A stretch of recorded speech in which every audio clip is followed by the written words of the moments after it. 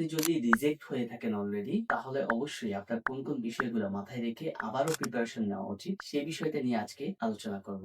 Reject হওয়া মানেই যে আপনার সবকিছু শেষ তা কিন্তু না। শুধুমাত্র আপনার একটি আবেদন গ্রহণ করা হয়নি। আপনি চাইলে আবারও এপ্লাই করতে পারবেন, অথবা আপনার প্রোফাইল অনুযায়ী আদার্স কোনো যদি কান্ট্রি হয়, সেক্ষেত্রে আপনি ট্রাই করতে পারবেন। বর্তমানে সাউথ কোরিয়া কিংবা ফিনল্যান্ড এবং সাইপ্রাস, মালয়েশিয়া এগুলোতে ভিসা হওয়ার চান্স খুব ভালো। আপনার প্রোফাইল অনুযায়ী যে কান্ট্রি গুলোতে হবে আপনি সেখানে ট্রাই করুন। যাদের অলরেডি একটা রিজেকশন আছে তারা আমাদের সাথে যোগাযোগ করতে পারেন। আমরা ইনশাআল্লাহ সর্বোচ্চ হেল্প করার চেষ্টা করব। আপনি কিভাবে আপনার প্রোফাইলটা রিজেক্ট হওয়ার পর আবার নতুন করে রেডি করতে পারেন? আপনার ফাইন্যান্সিয়াল এ কোনো প্রবলেম আছে কিনা সেটা ভালোভাবে দেখে আপনি প্রথম থেকে আবার এই প্রোফাইলটাকে স্ট্রং করার ট্রাই করুন। যদি আপনার ট্রানজাকশন কিংবা আপনার স্পন্সরের ডকুমেন্টস প্রপার ওয়েতে বা স্ট্রং না থেকে থাকে, কিভাবে স্ট্রং করতে হবে, কিভাবে আপনি এটাকে আরো ভ্যালিড দেখাতে পারবেন, সেক্ষেত্রে আপনি সময় নেন। আপনার যদি ল্যাঙ্গুয়েজ প্রফিসিয়েন্সি ভালো না থাকে, আপনার আইএলটিএস এর স্কোর কিংবা যে কান্ট্রিতে যাচ্ছেন সেই কান্ট্রির যদি ল্যাঙ্গুয়েজ ভালো জানা না থাকে, তাহলে সেখানে আপনি সময় দিন।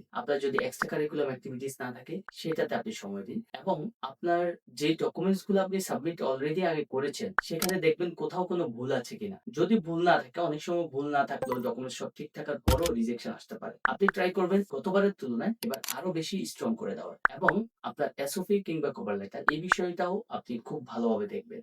আপনি কেন সেখানে পড়তে যাচ্ছেন, কেন এই ইউনিভার্সিটি, কেন অন্য কান্ট্রিতে না গিয়ে এখানে, এবং আপনার ফিউচার প্ল্যান কি, এই সাবজেক্টে কেন, এই বিষয়গুলো অবশ্যই ভালোভাবে এক্সপ্লেন করতে হবে। এবং আপনার যদি স্টাডি গ্যাপ থাকে সেটা এক্সপ্লেন করবেন, পাশাপাশি আপনি ডকুমেন্টস দিয়ে দিবেন। তাহলে আশা করি ইনশাআল্লাহ আপনার ভিসা হওয়ার চান্স থাকবে। একবার রিজেক্ট হওয়া কিংবা দুইবার রিজেক্ট হওয়া মানেই আপনার বিদেশে উচ্চশিক্ষার স্বপ্ন শেষ না। অবশ্যই আপনি চাইলে আবার ট্রাই করতে পারবেন। এরকমই স্টুডেন্ট পেয়েছি ৪ বার ৫ বার রিজেক্ট হওয়ার পরে তার বিষয় হয়েছে। সো আপনি যদি বিদেশে উচ্চশিক্ষার প্ল্যান করে থাকেন, তাহলে অবশ্যই হতাশ হওয়া যাবে না। আল্লাহর কাছে বেশি, বেশি চাইতে হবে এবং প্রপার ওয়েতে চেষ্টা করতে হবে যাতে আপনার বিষয়টা সিকিউর থাকে। ভালো থাকবেন, সুস্থ থাকবেন। ইনশাআল্লাহ আল্লাহ যেন আপনাদের প্রত্যেকের বিদেশি উচ্চশিক্ষার যাত্রাকে কবুল করে নেয়, সেই দোয়া করি। আমাদের জন্য তো বেশি, বেশি দোয়া করবেন। আপনার বিদেশি উচ্চশিক্ষা রিলেটেড যেকোনো পরামর্শের জন্য ড্রিম ডেস্টিনেশন ইন্টারন্যাশনাল যোগাযোগ করবেন। আমাদের ঢাকা অফিসে সরাসরি ভিজিট করতে পারেন। ঢাকা অফিসের ঠিকানা বিজয়নগর আলরাজি কমপ্লেক্সের ৫ নাম্বার লিফটের ৮ম তলায়, অথবা স্ক্রিনে প্রদর্শিত নম্বরে যোগাযোগ করতে পারেন। আসসালামু আলাইকুম।